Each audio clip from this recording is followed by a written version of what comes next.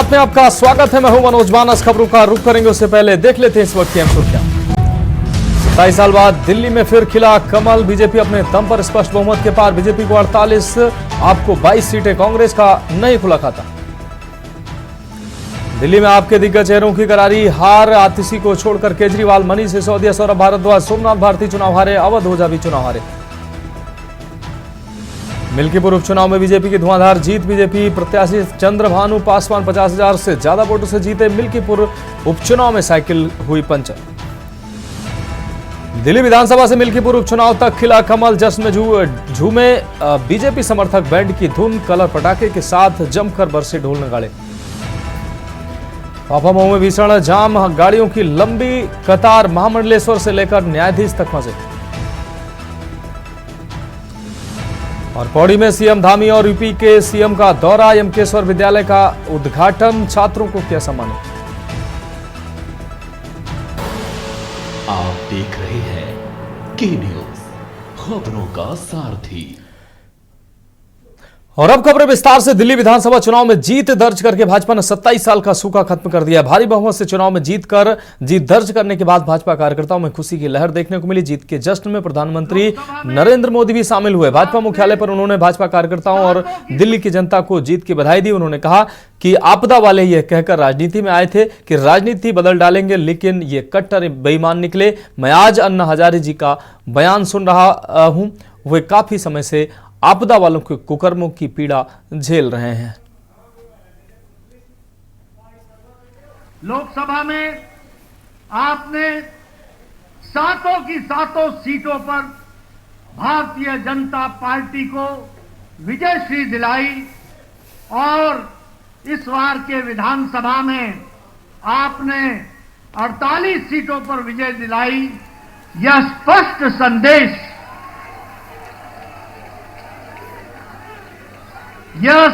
संदेश एक बात का देता है।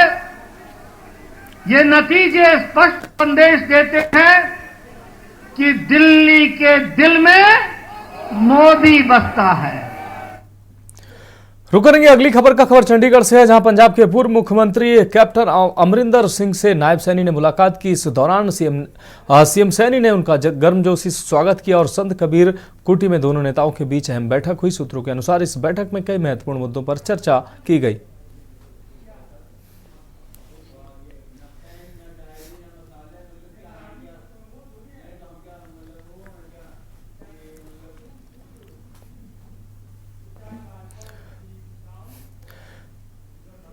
छत्तीसगढ़ के शक्ति जिले के मांजर खुद गांव पंचायत ने महिलाओं के हक और अधिकारों के लिए एक अनूठा उदाहरण पेश किया। यहां के सभी वार्ड और सरपंच पद में महिलाओं का निर्विरोध निर्वाचन हुआ। यह निर्णय ग्राम के बुजुर्गों की बैठक में लिया गया, जिन्होंने महिलाओं को पंचायत की कमान सौंपने का संकल्प लिया।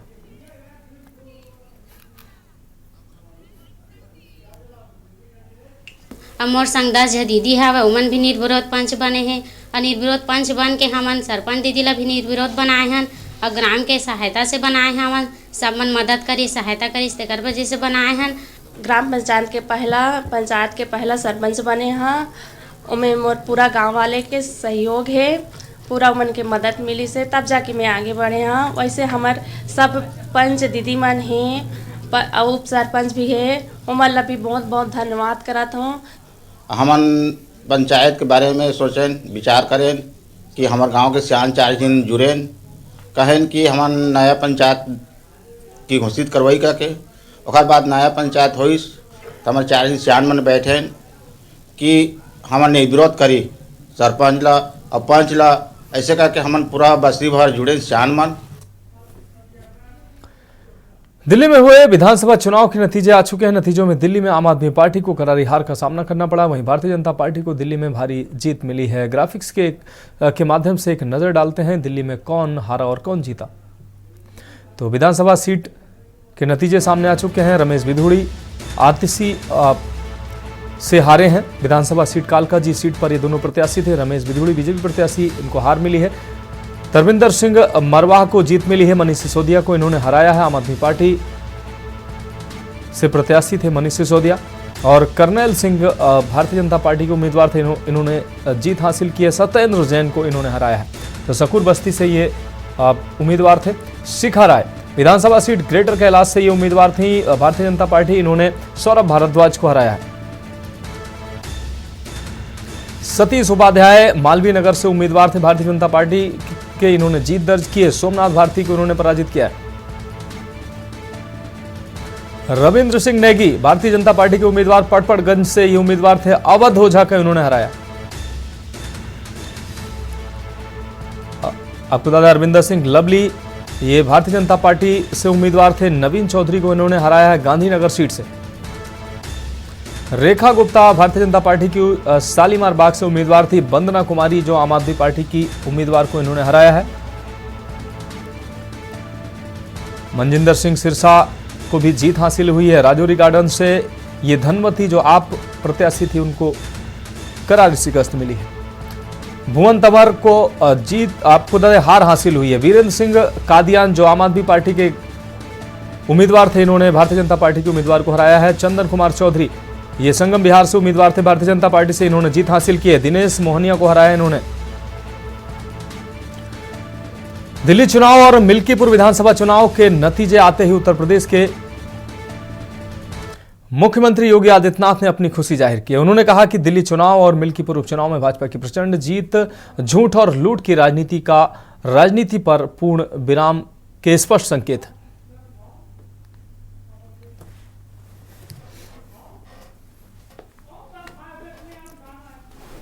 चुनाव दिल्ली विधानसभा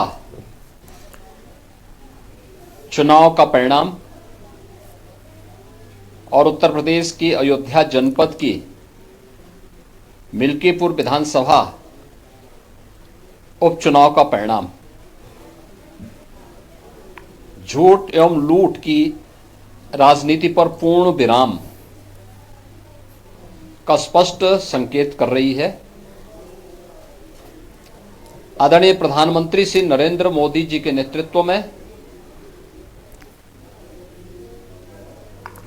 सेवा, सुरक्षा, सुशासन और लोक कल्याणकारी जो कार्य पिछले 11 वर्षों से निरंतर चल रहे हैं उनकी विजय है। मैं दिल्ली में विजयी हुए सभी प्रत्याशियों को, भारतीय जनता पार्टी के सभी कार्यकर्ताओं को हृदय से बधाई देता हूं और आदरणीय प्रधानमंत्री जी, भारतीय जनता पार्टी के राष्ट्रीय अध्यक्ष आदरणीय श्री जेपी नड्डा जी, रणनीतिकार के रूप में केंद्रीय गृह और सहकारिता मंत्री आदरणीय श्री अमित शाह जी समेत केंद्रीय नेतृत्व को 2.5 दशक के बाद दिल्ली में कमल खिलाने के लिए हृदय से अभिनंदन करता हूं। तो खबरों में वक्त एक ब्रेक का, जल्द हाजिर होंगे। आप देख रहे हैं के न्यूज, खबरों का सारथी।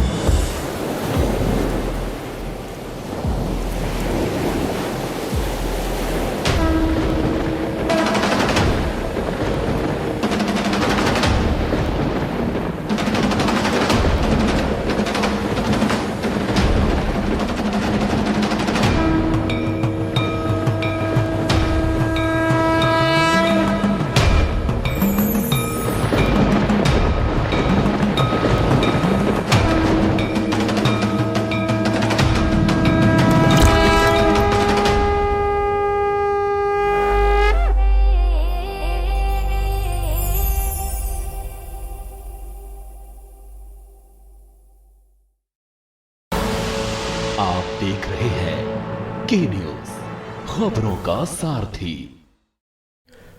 ब्रेक के बाद इसकी बात में एक बार फिर से आपका स्वागत है। रुक करते हैं अगली अहम खबर का। लखनऊ में एक शैक्षिक कार्यक्रम में शामिल होने पहुंचे दिल्ली के पूर्व राज्यपाल नजीब जंग और पूर्व चुनाव आयुक्त SY कुरैशी ने दिल्ली चुनाव नतीजों पर प्रतिक्रिया दी। उन्होंने ईवीएम पर सवाल खड़े करने वालों नेताओं को गलत भी बताया। भारतीय जनता पार्टी सरकार बना रही है, इसमें कोई शक नहीं है, और अच्छी सरकार बना रही है। दिल्ली को सर बहुत करीब से आपने देखा, आम आदमी पार्टी की सरकार वहां पर रही। क्या वजह हो सकती है कि आम आदमी पार्टी पीछे छूट गई है और बीजेपी सरकार बना रही है? देखो, कई वजूहत इसमें हैं। एक तो 10 साल में एक एंटी इनकम्बेंसी लॉजिकल है। दूसरी चीज़, जो मूल सपोर्टर्स थे केजरीवाल साहब के, तो मैंने आपके एक साथी को अर्ज किया, वो सपोर्टर्स उनके साथ आज नहीं हैं। जैसे कि मसलन आप माने पूर्वांचली लोग। अब पूर्वांचलियों ने, जहाँ तक मैं नक्शा देख रहा था आज, उन्होंने इनको नहीं साथ दिया। अब वो जो भी कारण रहे हों।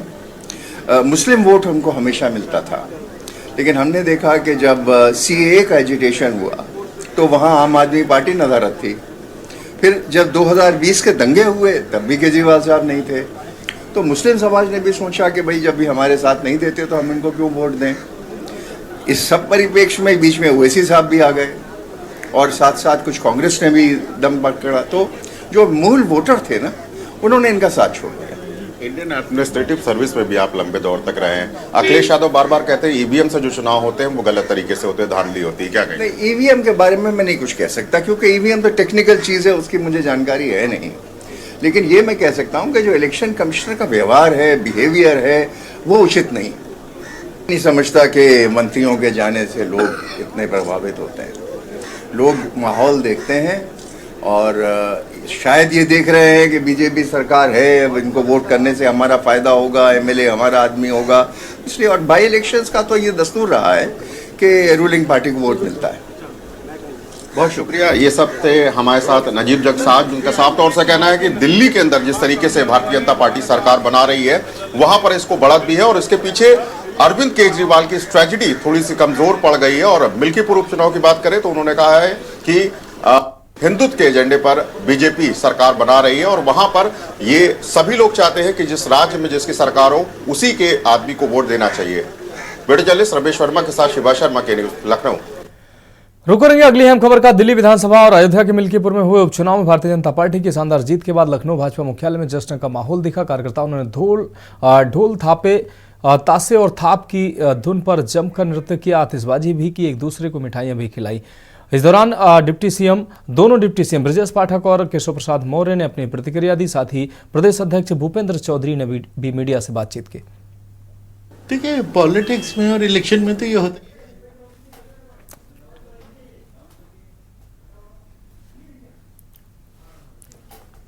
पार्टी को जहां पर जीत वहां पर कहा जाता है कि 27 साल के बाद अब वनवास से भारतीय जनता पार्टी दूर हो चुकी है। यानी कि कहीं ना कहीं भारतीय जनता पार्टी कार्यालय में अब जश्न का माहौल है। आप देखिए तस्वीरें, किस तरीके से लोग जो है ढोल नगाड़ों के साथ में जो है जश्न मनाते हुए नजर आ रहे हैं। साफ तौर पे इस तरीके से ढोल में मग्न है, क्योंकि कहीं ना कहीं ये अवसर आया है, 27 साल के बाद ये अवसर आया है कि जब जो है दिल्ली में जो है भारतीय जनता पार्टी ने अपना कमल खिलाया है। और इससे जो भारतीय जनता पार्टी के सम्मान की लड़ाई बची थी वो थी मिल्कीपुर सीट की।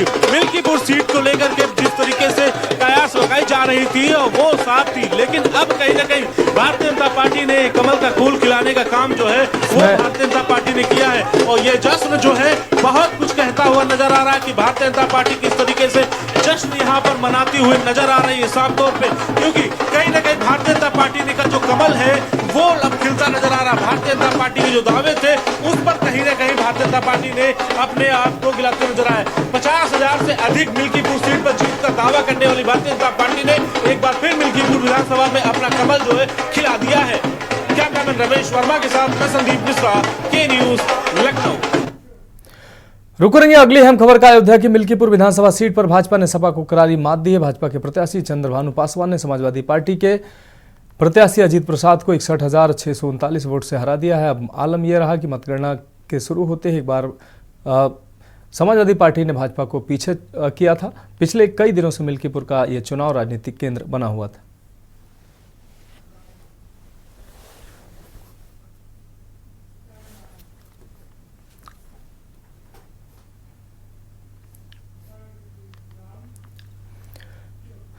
खबर उन्नाव से है, जहां भारतीय जनता पार्टी के कार्यकर्ताओं ने दिल्ली में मिली जीत का जोरदार जश्न मनाया। शनिवार को बड़े चौराहा स्थित आपको बता दें झंडेश्वर मंदिर के पास भाजपा समर्थकों ने ढोल नगाड़ों की थाप पर नृत्य कर अपनी खुशी का इजहार किया। कार्यकर्ताओं ने एक दूसरे को मिठाइयां खिलाई, बधाइयां दी और पटाखे जलाए। भाजपा जिला अध्यक्ष अवधेश कटियार के नेतृत्व में आयोजित इस जश्न में सैकड़ों कार्यकर्ताओं के साथ सदर विधायक पंकज गुप्ता और नगर पालिका अध्यक्ष श्वेता भानु मिश्रा भी शामिल हुए।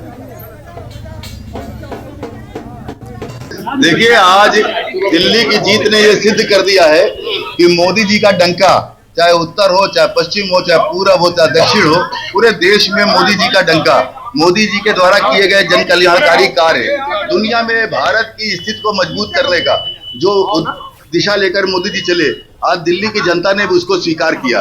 विपक्ष के लोग, चाहे वो केजरीवाल हो, चाहे कांग्रेस के लोग हो, चाहे उत्तर प्रदेश में सपा बसपा हो, इन सब के चेहरे बेनकाब हो गए हैं और ये सिद्ध हो गया कि जनता पूरी तरीके से आज मोदी जी के साथ है, उत्तर प्रदेश में योगी जी के साथ है।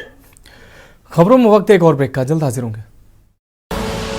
आप देख रहे हैं के न्यूज, खबरों का। ब्रेक के बाद देश की बात में एक बार फिर से आपका स्वागत है। दिल्ली विधानसभा और अयोध्या के मिल्कीपुर में हुए उपचुनाव में भारतीय जनता पार्टी की शानदार जीत के बाद भाजपा मुख्यालय में जश्न का माहौल दिखा। कार्यकर्ताओं ने ढोल पर जमकर नृत्य किया, आतिशबाजी की और एक दूसरे को मिठाई खिलाई और शुभकामनाएं दी। दोनों डिप्टी सीएम ब्रजेश पाठक और केशव प्रसाद मौर्य ने प्रतिक्रिया दी। साथ ही प्रदेश अध्यक्ष भूपेंद्र चौधरी ने भी मीडिया से बातचीत की।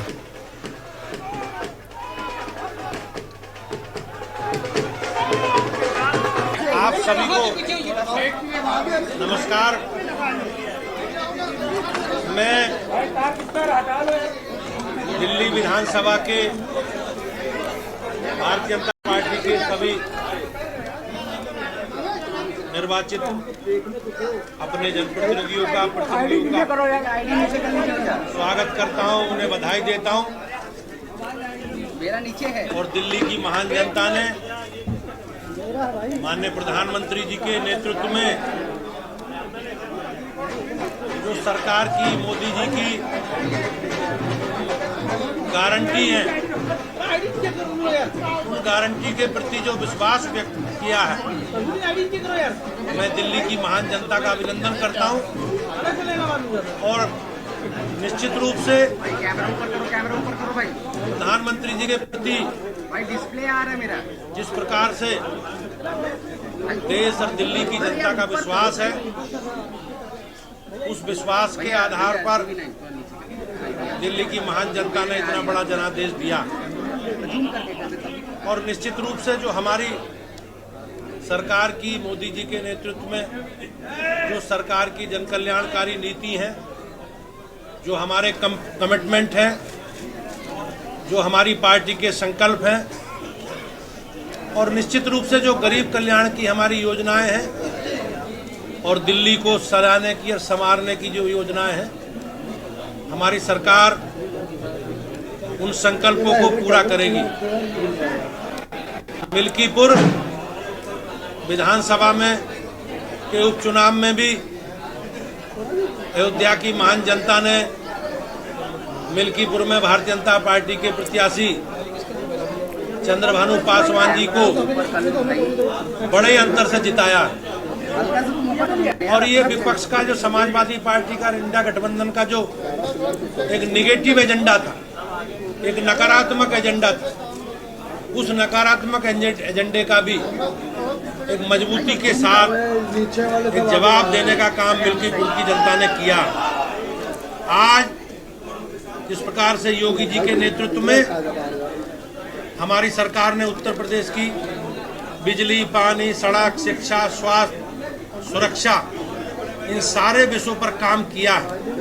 और माननीय प्रधानमंत्री जी के मार्गदर्शन में हमारा एक कार्यकर्ता लगातार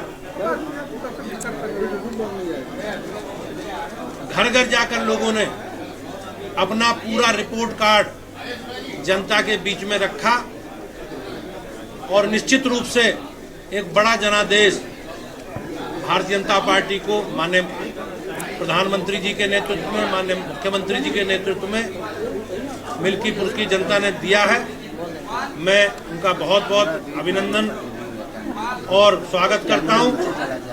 और निश्चित रूप से लोकतंत्र में जनता ही असली ताकत है, जनता के हाथ में ताकत है।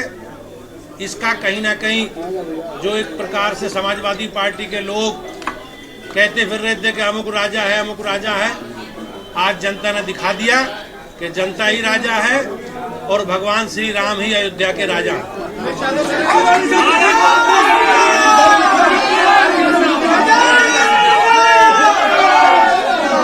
ये कहीं ना कहीं समाजवादी पार्टी के लोग ये जनादेश का अपमान कर रहे हैं। इसी ईवीएम के, इसी पुलिस प्रशासन के आधार पर अभी लोकसभा के चुनाव हुए हैं और लोकसभा के चुनावों में जिस प्रकार के परिणाम आए वो सब जानते हैं। लेकिन मैं एक मजबूत और एक जिम्मेवार राजनीतिक दल के कार्यकर्ता होने के नाते सभी विपक्ष के लोगों से अपील करता हूं कि जनादेश का सम्मान करें। लोकतंत्र में जनता का निर्णय अंतिम है और जनता ने अपना निर्णय सुनाया है और निश्चित रूप से उसे सबको स्वीकार करना चाहिए। जैसे देश जीत लिया, मिल्कीपुर जीता, जैसे उत्तर प्रदेश 2027 का जीत लिया, सपा, आम आदमी पार्टी और कांग्रेस पार्टी समाजवादी पार्टी मोदी हैं तो मुमकिन है। जैसे अखिलेश यादव खिसियानी बिल्ली खंबा। भाजपा प्रदेश मुख्यालय में दिल्ली और मिल्कीपुर विधानसभा में मिली हार। आपको बता दें, मिल्कीपुर और दिल्ली विधानसभा में मिली शानदार जीत का जश्न मनाया जा रहा है। कार्यकर्ताओं ने पार्टी की इस बड़ी सफलता का उत्सव धूमधाम से मनाया है।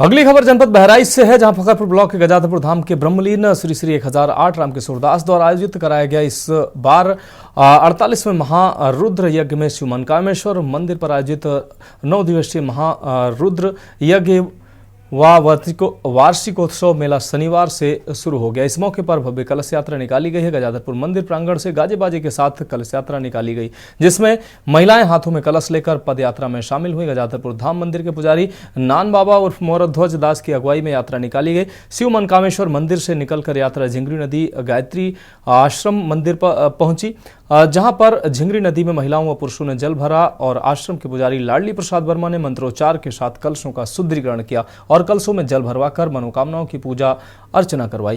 थाना अध्यक्ष राजेश कुमार शुक्ला के द्वारा पूजा अर्चना की गई। इस दौरान मुख्य अतिथि ब्लॉक प्रमुख कैसरगंज संदीप सिंह रहे।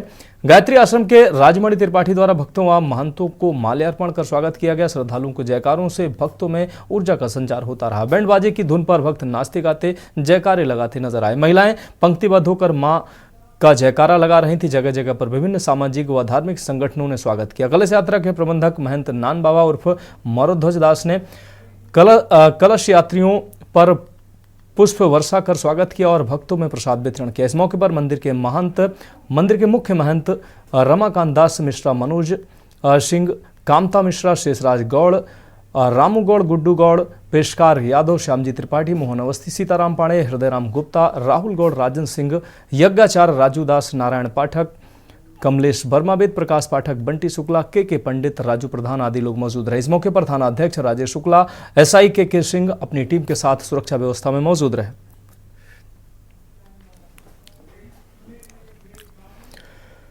तो खबरों में वक्त एक और ब्रेक का, जल्द हाजिर होंगे। आप देख रहे हैं के न्यूज, खबरों का।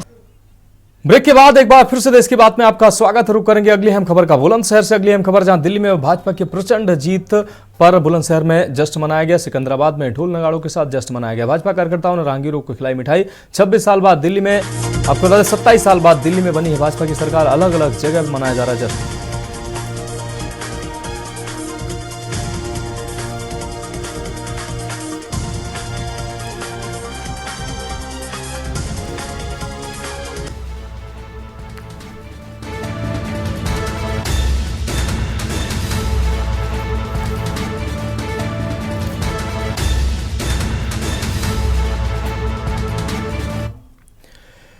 रुकेंगे अगली अहम खबर का सोनभद्र से। अगली अहम खबर जहां मिल्कीपुर उपचुनाव और दिल्ली में मिली जीत पर भाजपा के जो कार्यकर्ता हैं वो खुशी का इजहार कर रहे हैं। प्रचंड बहुमत पर भाजपाइयों ने जश्न मनाया है। जमकर भाजपा कार्यकर्ताओं ने आतिशबाजी की।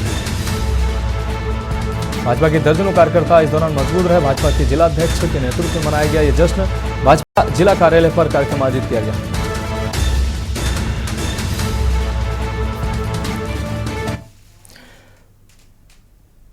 अगली अहम खबर राजधानी लखनऊ से, जहां भारतीय छात्र संसद में सतीश महाना का सम्मान किया गया। पुणे में 14वीं भारतीय छात्र संसद में मिला है पुरस्कार।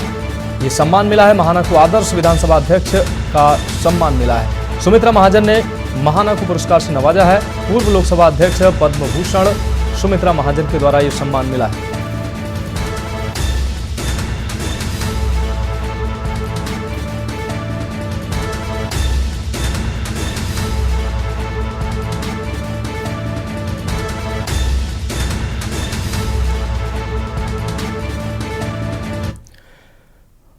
अगली अहम खबर सीतापुर से, जहां डिप्टी सीएम ब्रजेश पाठक अचानक पहुंचे हैं नैमिषारण्य ने। पत्नी के साथ कालीपीठ में की 20 मिनट तक पूजा अर्चना। ललिता देवी मंदिर और हनुमानगढ़ी में दर्शन किए। बिना किसी वीआईपी व्यवस्था के मंदिरों में दर्शन पूजन किया। सबसे पहले कालीपीठ मंदिर में विधिवत पूजा अर्चना की है। ललिता देवी पहुंचे पत्नी के साथ मंदिर में आरती की। हनुमानगढ़ी पहुंचकर महंत बजरंग दास से मुलाकात की है। दर्शन पूजन के बाद लखनऊ के लिए निकले हैं डिप्टी सीएम।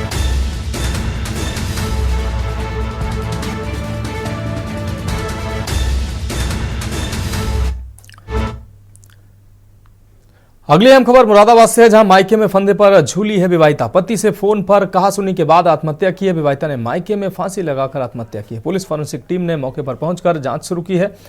मृतका के पिता की तहरीर पर पति पर मुकदमा दर्ज किया गया है। पति के अलावा 6 लोगों के खिलाफ मुकदमा दर्ज किया गया है।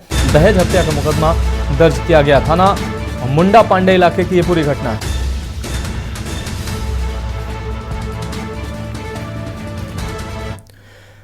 अगली अहम खबर अयोध्या से, जहां मामूली कहासुनी में युवक ने 2 को कुचला है। 2 लोगों को कुचला है। एक की मौत हुई, दूसरा गंभीर रूप से घायल हुआ है। हाईवे से वनबीरपुर जाने वाली मार्ग पर यह घटना सामने आई। वनबीरपुर के रहने वाले कप्तान सिंह की मौत हुई है। कैंट पुलिस ने आरोपी अर्पित दुबे को गिरफ्तार किया है। उसके सहयोगी चंदन त्रिपाठी को भी कस्टडी में लिया गया। थाना कैंट के वनबीरपुर का यह पूरा मामला है।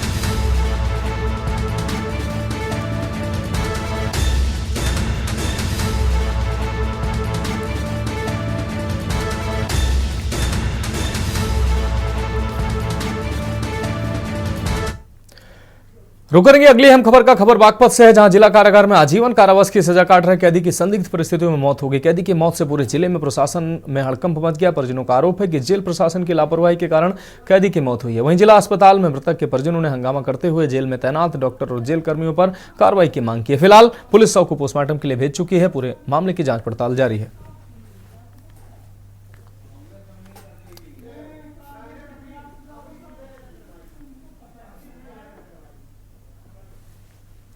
ताऊ जी के लड़के विकास उर्फ बुद्धू जिला कारागार में बंदा है 2011 और इन्हें हार्ट की प्रॉब्लम चली हुई थी। उसके बावजूद इनका ट्रीटमेंट वहाँ अच्छे से नहीं हो पा रहा था। हमारी शाम को भी और सुबह इनसे बात हुई थी फ़ोन पे, ये ठीक ठाक थे। हम जैसे ही सामान लेके इनके पास मुलाकात के लिए पहुँचे तो वहाँ जाके हमें पता लगा इनकी तबीयत तो एकदम से बहुत ज़्यादा खराब है। उसके बाद हमें जिला अस्पताल भेज दिया गया। यहाँ आने के बाद हमने देखा इनके हाथ पैर में अकड़न है, ठंडे हो चुके हैं और इनकी मृत्यु लगभग कई घंटे पहले हो चुकी थी। सुबह 10 बजे मैं पर्ची लगवा के आया था। बड़े उससे पहले 6 बजे मेरी 2 बार बात हो गई थी। बिल्कुल ठीक ठाक थे, कोई दिक्कत वाली बात नहीं थी। फिर उसके बाद जो है मैं कहने लगा भाई मैं कल अम्मा कल से सामान दे दूँगा। कल रहा ठीक है। फिर मैं जो है 10 बजे पर्ची लगवा के आया जिला, वहाँ से जेल प्रशासन सामान, मैं और मेरी भाभी हम दोनों वहाँ पहुँच गए। हमने सामान लिखवा दिया, कोई दिक्कत। पर्ची हमारे पास आने का नंबर है, मुलाकात का नंबर है, तो हमें हाँक लगी कि जितेंद्र कौर साहब जी हाँ, कहना जी आओ हमारे साथ आओ। तो ये उन्होंने जो है गया हमें इसमें एम्बुलेंस में बैठा। जब हमने अपने भाई की जो वो देखा तो मैं तो पहले ही बोल गया था, मैं कहने लगा जी इसमें तो कुछ ही नहीं, इसे कहाँ लेकर जा रहे हो, ये तो इनकी तो मृत्यु हो चुकी है। रुकेंगे अगली अहम खबर का दिल्ली विधानसभा चुनाव और मिल्कीपुर उपचुनाव में भाजपा की जीत पर यूपी सरकार के अल्पसंख्यक कल्याण मंत्री दानिश आजाद अंसारी ने कहा कि दिल्ली विधानसभा चुनाव का जो परिणाम आया है मैं बहुत आभार व्यक्त करता हूं दिल्ली की जनता का, जिन्होंने अरविंद केजरीवाल को ये बता दिया है कि अब वो सेवा के भाव से दिल्ली में राजनीति नहीं कर रहे हैं और अब सेवा के भाव की राजनीति बीजेपी करेगी। जिस तरीके से अरविंद केजरीवाल ने जनता को गुमराह किया, उनके साथ झूठ बोला, विकास के पथ से पीछे रखा, ये बहुत अफसोसजनक है।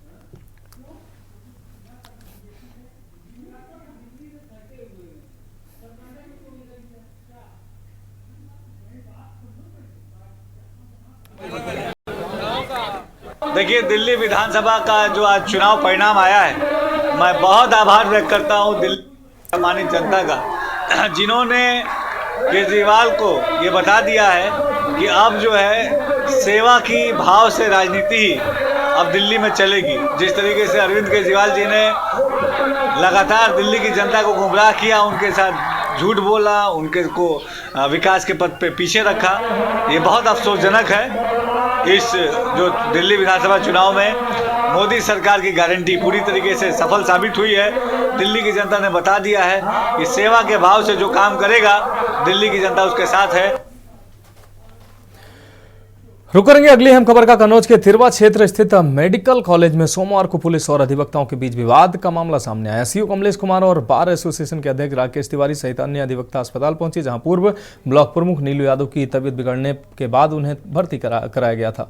इस दौरान पुलिस और अधिवक्ताओं के बीच तीखी नोकझोंक देखने को मिली। वीडियो में देखा जा सकता है सीओ कमलेश कुमार और अन्य पुलिसकर्मी अधिवक्ताओं को धक्का देते और हड़काते नजर आ रहे हैं। एक युवक द्वारा मोबाइल से रिकॉर्डिंग करने पर पुलिसकर्मी ने उसके मोबाइल पर हाथ भी मारा, जिससे 2 वीडियो वायरल हुए हैं। इस घटना के बाद पुलिस और अधिवक्ताओं के बीच तनाव बढ़ गया है। मामले की जांच की जा रही है, जबकि अस्पताल में भर्ती नीलू यादव की हालत स्थिर बताई जा रही है।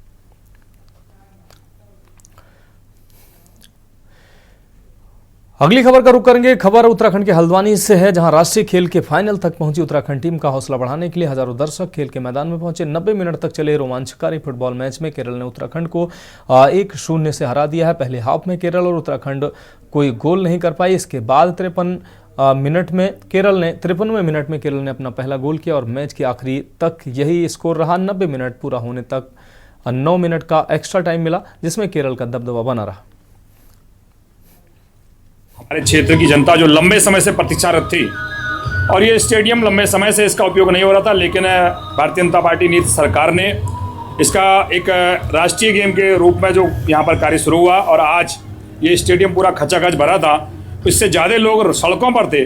तो इसलिए मैं कहूँगा खेल के क्षेत्र में जो उत्तराखंड की सरकार ने जो एक नया आयाम यहाँ पर रचा था, और उस श्रेणी में हम लोग पास हुए हैं। तो मैं बहुत बहुत बधाई देता हूँ आदरणीय पुष्कर सिंह धामी जी को कि उनके नेतृत्व में लगातार हम हर क्षेत्र में विकास करते हैं। खेल के क्षेत्र में भी आज ये एक उपलब्धि उत्तराखंड के नाम पर मिली है। बहुत अच्छा मैच था। मैं केरला की टीम को बधाई देता हूँ, गोल्ड मेडल जीते, लेकिन उत्तराखंड की टीम को बहुत बहुत बधाई दूंगा कि किसी ने सोचा नहीं था कि उत्तराखंड की टीम फाइनल में खेलेगी।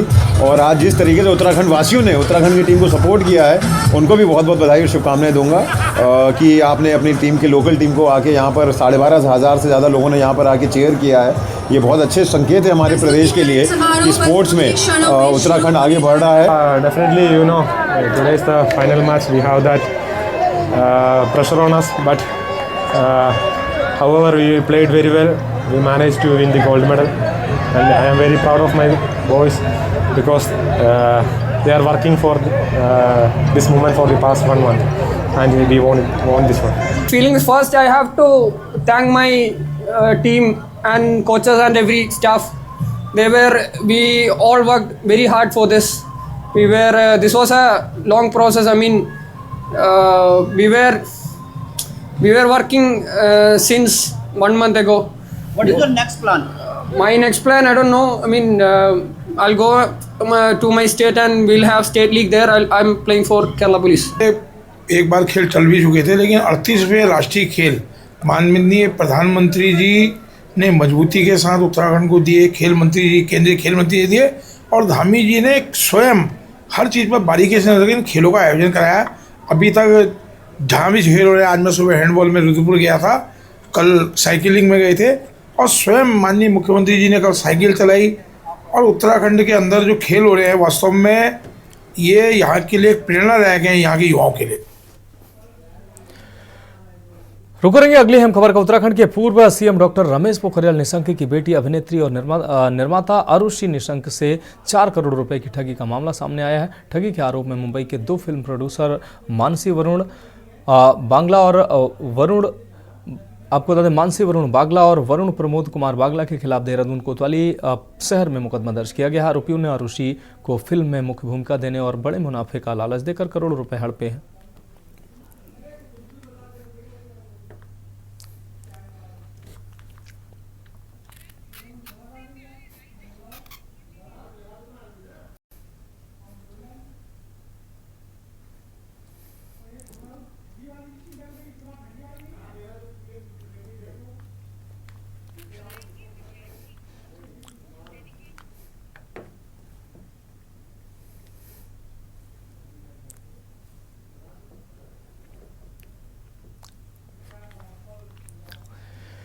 उत्तराखंड के पूर्व सीएम डॉक्टर रमेश पोखरियाल निशंक की बेटी अभिनेत्री और निर्माता आरुषि निशंक से 4 करोड़ रुपए की ठगी का मामला सामने आया है। ठगी के आरोप में मुंबई के 2 फिल्म प्रोड्यूसर मानसी वरुण बागला और वरुण प्रमोद कुमार बागला के खिलाफ देहरादून कोतवाली शहर में मुकदमा दर्ज किया गया। आरोपियों ने आरुषि को फिल्म में मुख्य भूमिका देने और बड़े मुनाफे का लालच देकर करोड़ों रुपए हड़पे हैं।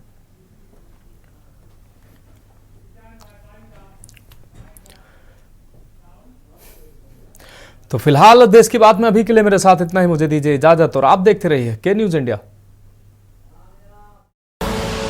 आप देख रहे हैं के न्यूज, खबरों का सारथी।